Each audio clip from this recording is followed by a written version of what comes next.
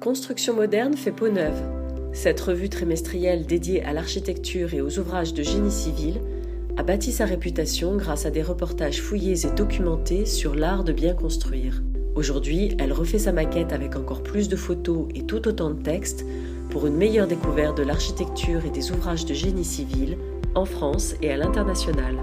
Nos rédacteurs sont mandatés pour rencontrer les architectes, visiter les bâtiments et parfois, selon les projets, aussi rencontrer des acteurs qui peuvent être maîtres d'ouvrage ou une personne d'une entreprise.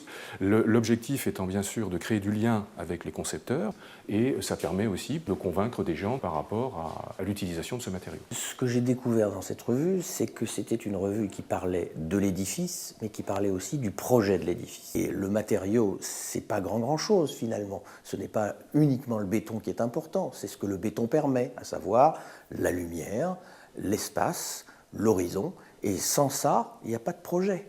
Donc une revue qui prend comme premier appui un matériau et qui parle de projet, c'est rare.